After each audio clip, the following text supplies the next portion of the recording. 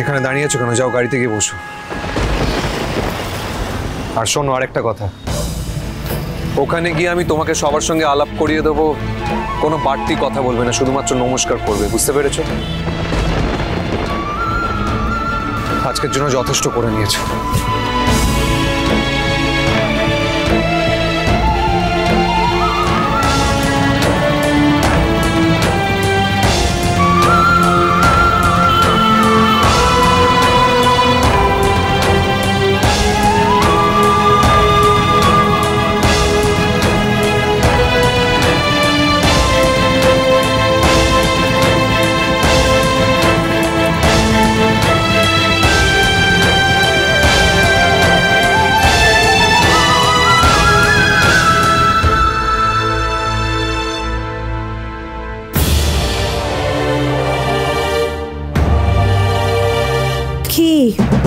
চলে আসতে হলো তো?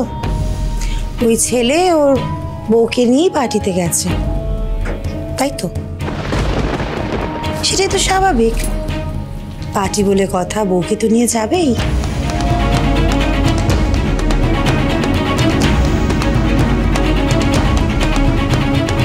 শোনো বেটা, ওই ছেলে ওর মায়ের কথা কোনো দিনও অমান্য করবে না। বেটা, তুমি বেঁচে গেছো, তোমার মতো মেয়ে যদি ওই ছেলেকে বিয়ে করতো না, সারা জীবন হাঁসফাঁস করে মরে যেতে।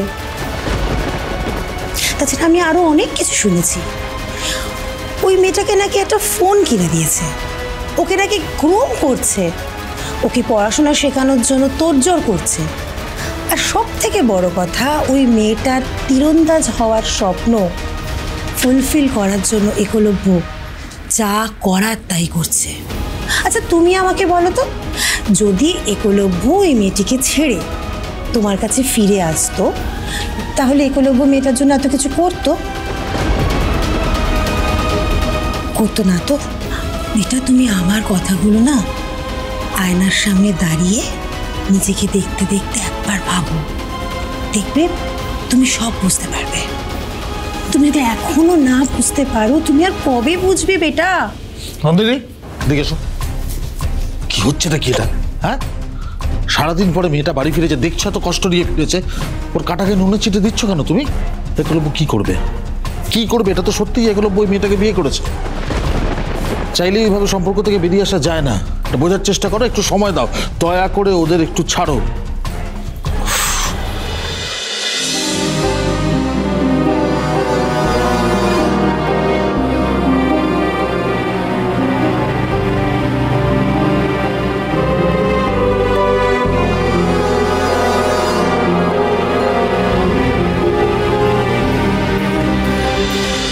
রাঙামতি তীরন্দাজ সোম থেকে রবি প্রতিদিন সন্ধ্যে 7:30টায় স্টার জলসায় ও ডিজনি প্লাস হটস্টারে।